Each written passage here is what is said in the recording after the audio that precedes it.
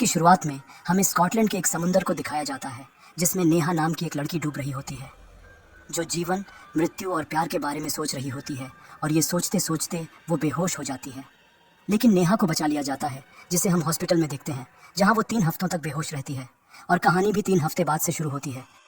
दूसरे सीन में हम रोमेश को देखते हैं, जो नेहा का पति होता है। रोमेश को डॉक्टर बताते हैं कि नेहा अब खतरे से बाहर है और रोमेश उसे घर ले जा सकता है। फिर उनके बातों से हमें यह पता चलता है कि उस एक्सीडेंट के कारण नेहा की याददाश्त चली गई है, जो डॉक्टर्स के मुताबिक अपने आप धीरे धीरे वापस आ जाएगी। दूसरी तरफ हम नेहा को देखते हैं, जिसको होश आ चुका था और वो सब कुछ समझने की कोशिश कर रही होती है। उसे सिर्फ इतना याद आता है कि रोमेश उसका पति है, लेकिन उसके साथ क्या हुआ था, वो पानी में कैसे गिरी, ये उसे याद नहीं आ रहा था।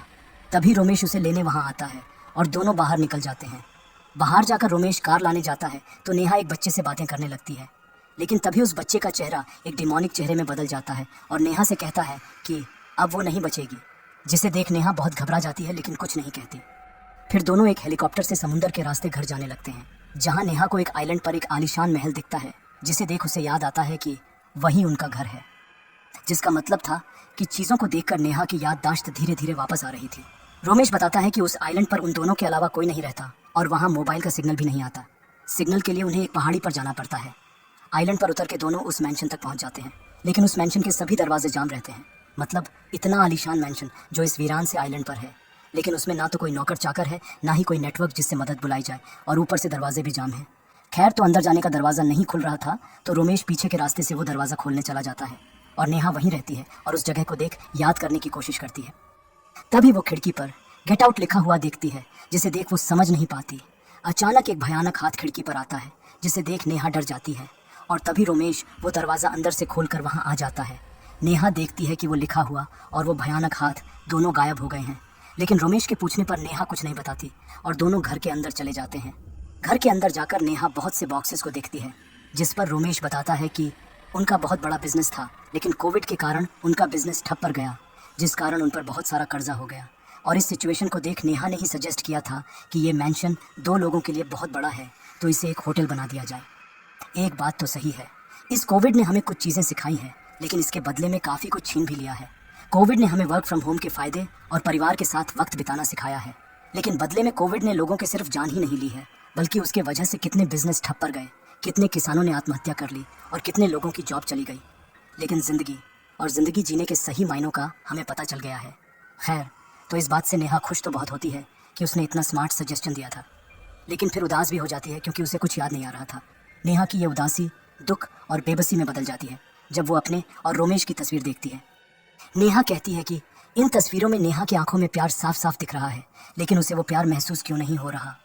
ये कहकर नेहा रोने लगती है, तो रोमेश उसे ज़बरदस्ती पियानो के पास ले जाता है और धुन बजाने के लिए फोर्स करता है। और सरप्राइजिंगली नेहा वही धुन बजाती है जो उसने रोमेश के लिए बनाया था। ये कहते कहते दोनों एक रोमांटिक मूड में आ जाते हैं और इंटीमेट होते हैं। सब कुछ अच्छा चल रहा था, तभी गार्डन के दरवाजे का शीशा अपने आप गिर के टूट जाता है, जिसे देख नेहा चौंक जाती है, लेकिन रोमेश के चेहरे पर घबराहट साफ साफ दिख रहा था। नेहा कहती है कि दरवाज़ों पर ताला है और हवा भी नहीं चल रही, तो ये शीशे कैसे गिर के टूट गए। जिस पर रोमेश बोलता है कि शायद वो ठीक से लगाए नहीं गए होंगे। तो दूसरे दिन रोमेश कुछ वर्कर्स को बुलाता है उस दरवाजे को ठीक कराने के लिए। वर्कर्स अपना काम करने लगते हैं। फिर रोमेश बताता है कि शहर में उसने एक कंसल्टेंसी खोली है ताकि वे लोग जल्द से जल्द लोन चुका सकें, जिसके लिए उसे शहर जाना होगा। और ये कहकर रोमेश चला जाता है। कुछ देर बाद वर्कर्स अपना काम ख़त्म करके चले जाते हैं और नेहा भी एक किताब पढ़ने लगती है। तभी हम खिड़की पर खून से लथपथ एक हाथ के छाप को देख पाते हैं। फिर वो आत्मा नेहा को हॉन्ट करने लगती है, कभी उसकी कुर्सी को घुमा देती है, कभी उसके पास से होकर गुजरती है, तो कभी उसे टच करती है। नेहा ये सब समझने की कोशिश ही कर रही थी कि तभी उसे ऊपर के बेडरूम से कुछ आवाज़ें सुनाई देती हैं, जैसा कोई इंटीमेट हो रहा हो। और जब वो चेक करने जाती है तो शीशे में किसी को इंटीमेट होते हुए देखती है, जिसे देख वो चौंक जाती है। लेकिन कमरे में कोई नहीं होता। तभी पियानो अपने आप बज उठता है। मतलब वो आत्मा उसे सिर्फ हॉन्ट ही नहीं कर रही थी, बल्कि उसे चारों तरफ दौड़ा भी रही थी। इसी बीच नेहा नोटिस करती है कि ड्राइंग रूम में रखी बुक शेल्फ के नीचे सामान जाकर गायब हो जाती है, जो कि थोड़ा अजीब था क्योंकि उस बुक शेल्फ के पीछे सिर्फ दीवार थी। वो ये सब सोच ही रही थी कि तभी उसकी बचपन की बेस्ट फ्रेंड आयशा उसके सामने आती है, जिसकी एक आंख पर चोट का निशान था। आयशा को अचानक अपने सामने देखकर नेहा घबरा जाती है। फिर दोनों बेस्ट फ्रेंड गॉसिप करने लगते हैं। आयशा बताती है कि वे दोनों बचपन के दोस्त हैं और दोनों एक साथ स्कॉटलैंड आए थे। फिर नेहा की शादी रोमेश से हो गई और वो इस आइलैंड में आ गई। जिस कारण दोनों का मिलना जुलना कम हो गया। तो नेहा पूछती है कि वो हॉस्पिटल में उससे मिलने क्यों नहीं आई, जिस पर आयशा बताती है कि उस वक्त वो इंडिया में थी और खबर पाते ही स्कॉटलैंड अपने बेस्ट फ्रेंड से मिलने आ गई।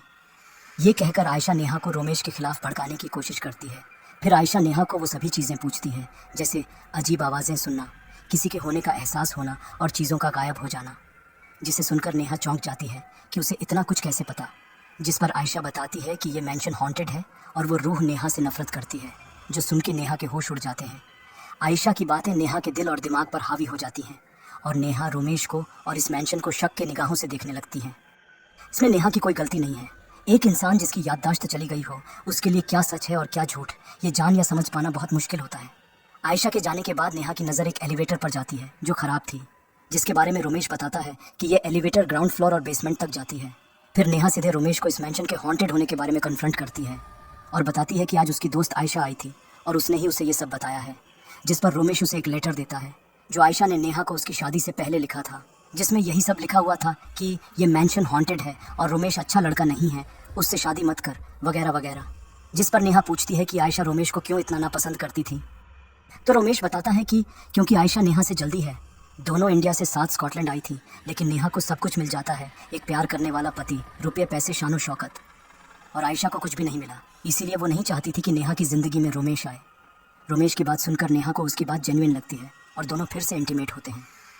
फिर रात को एक आवाज़ से नेहा की नींद टूट जाती है और वो कमरे से बाहर जाकर देखती है कि वो एलिवेटर जो ख़राब थी वो ठीक हो गई है, जिसे शायद उन वर्कर्स ने ठीक कर दिया होगा।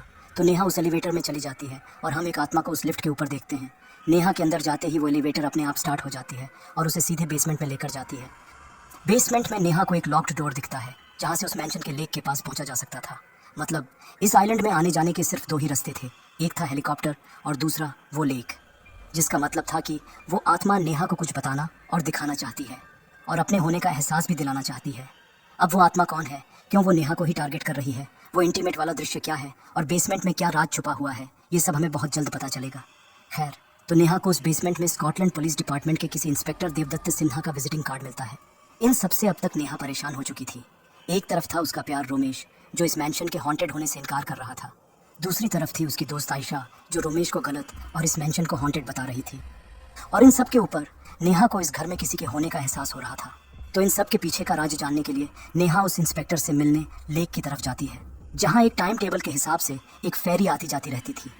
लेकिन उस एक्सीडेंट की वजह से उसके मन में पानी के प्रति एक डर बैठ गया था, जिसे हम हाइड्रोफोबिया भी कहते हैं। तो नेहा उस लेक तक पहुंचकर भी आगे नहीं जा पाई और वापस हवेली में चली आती है, जहां वो आयशा को अपने बेडरूम में बैठा हुआ देख चौंक जाती है और आयशा को अगली बार उसके बेडरूम में आने से मना करती है। आयशा की कुछ बातें बहुत अजीब थीं, जैसे आयशा बहुत मिस्टीरियस टाइप से बात करती है, और वैसे भी वो रहा कहाँ रही थी जहाँ से वो जब चाहे नेहा के सामने आ जाती थी। खैर, तो जाते वक्त आयशा कहती है कि नेहा को उस इंस्पेक्टर से मिलना चाहिए जिसका विजिटिंग कार्ड उसे मिला है, वही बताएगा कि वो सच बोल रही है और रोमेश झूठ। तो नेहा उस इंस्पेक्टर को कॉल करके वहाँ बुलाती है, जो उससे मिलने वहाँ आता है। इंस्पेक्टर देवदत्त सिन्हा बताते हैं कि वे रोमेश के पिता की मौत के इन्वेस्टिगेशन ऑफिसर थे। रिपोर्ट्स के मुताबिक रोमेश के पिता की मौत उनके बोट में शॉर्ट सर्किट से आग लगने के कारण हुआ था, लेकिन इंस्पेक्टर को उस बोट में किसी और का जैकेट मिला था जो उनका नहीं था, और जिससे इंस्पेक्टर का शक रोमेश पर गया था। लेकिन लैक ऑफ एविडेंस के कारण वो कुछ नहीं कर सके। फिर वो इंस्पेक्टर बताता है कि नेहा का एक छोटा सा एक्सीडेंट पहले भी हुआ था, जिस कारण उसके सिर पर एक चोट भी आई थी। इंस्पेक्टर बताता है कि उस दिन नेहा रोमेश से डर रही थी, जिस कारण उसे रोमेश पर शक हुआ था। फिर फ्लैशबैक में हमें नेहा के एक्सीडेंट से पहले का सीन दिखाया जाता है, जहां रोमेश किसी पेन ड्राइव को खोज रहा होता है। उस रात नेहा और रोमेश के बीच उसके पापा के मौत को लेकर बहस होती है। नेहा कहती है कि क्यों वो इंस्पेक्टर उसके पापा के मौत का शक उसी पर कर रहा है और उस बेसमेंट में वो डोर लॉक्ड क्यों है, जिस पर रोमेश कहता है कि वो दीवार कमज़ोर है, जिस कारण उसे लॉक करके रखा गया है।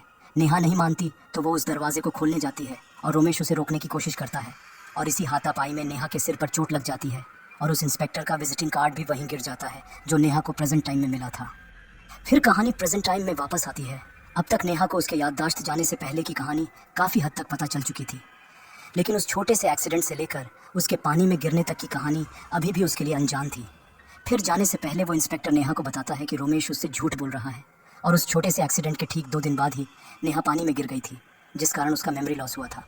लेकिन उस एक्सीडेंट से पहले नेहा ने इंस्पेक्टर को बताया था कि उसे यकीन है कि यह मैंशन हॉन्टेड है। ये बातें नेहा के मन में और भी बहुत से सवाल पैदा कर देती हैं। नेहा ये जानने में जुट जाती है कि वो प्रेत आत्मा कौन है जो उसकी जान लेना चाहती है और रोमेश उससे झूठ क्यों बोल रहा है। ये सोचकर नेहा अपने दिमाग पर जोर देती है तो उसे एक किताब के बारे में याद आता है। उस किताब में नेहा को एक गोस्ट डिटेक्टिव का मनी रिसीट मिलता है जिन्हें उसने 500 यूरो भी पे किए थे। फिर दूसरे दिन नेहा सच्चाई जानने के लिए अपने हाइड्रोफोबिया के डर को ओवरकम करके उस गोस्ट डिटेक्टिव अभय के पास जाती है। और दोस्तों, यहाँ नेहा को उस प्रेत आत्मा के बारे में पता चलने वाला था। तो अभय नेहा को एक वीडियो फुटेज दिखाता है जहां हम देख पाते हैं कि अभय अपने असिस्टेंट तनीषा के साथ उस मैंशन में इन्वेस्टिगेशन के लिए गए थे। फिर फ्लैशबैक में हमें उस रात की कहानी दिखाई जाती है। नेहा उन्हें एक लॉकेट दिखाती है जो ना तो उसकी थी और ना ही रोमेश की। नेहा बताती है कि उसे वो लॉकेट बेसमेंट से मिला था।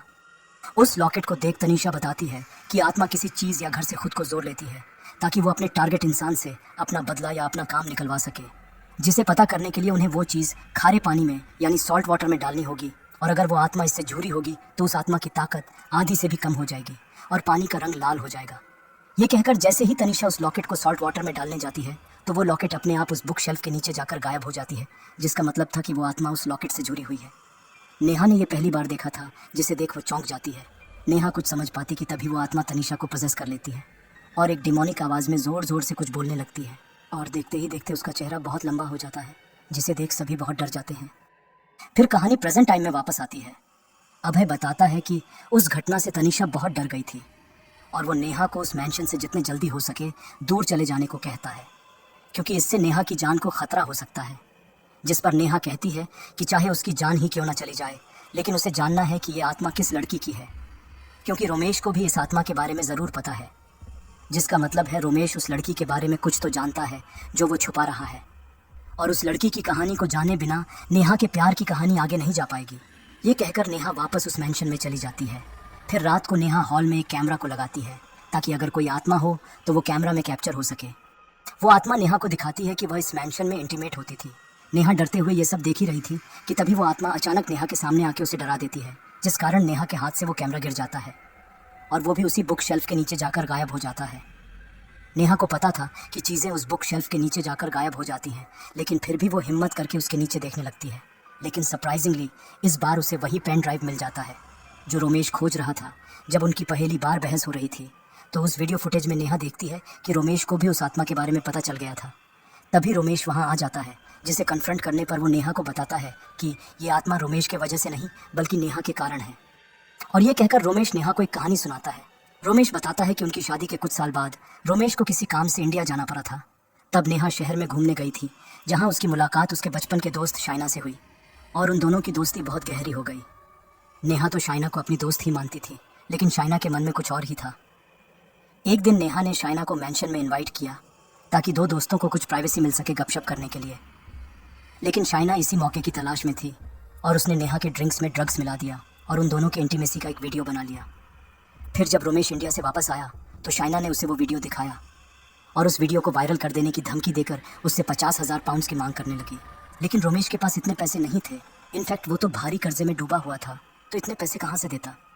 फिर एक दिन जब नेहा घर पर नहीं थी तब शाइना रोमेश से मिलने मैंशन आई और पैसों के लिए अल्टीमेटम देने लगी, जिस कारण उन दोनों में झगड़ा शुरू हो गया और इसी हाथापाई में रोमेश से शाइना को धक्का दे दिया और शाइना का सिर टेबल से टकराने के कारण उसकी वहीं मौत हो गई।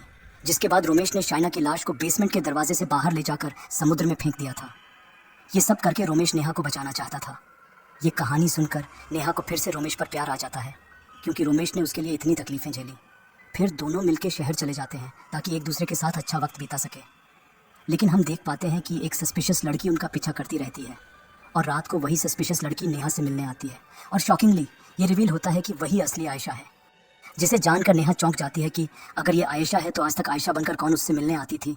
फिर आयशा उसे उनकी दोस्ती के फ़ोटोज़ दिखाती है और पूछती है कि जब उसकी याददाश्त चली गई थी तो वो इंस्टाग्राम और फेसबुक को चेक करके पता क्यों नहीं की थी।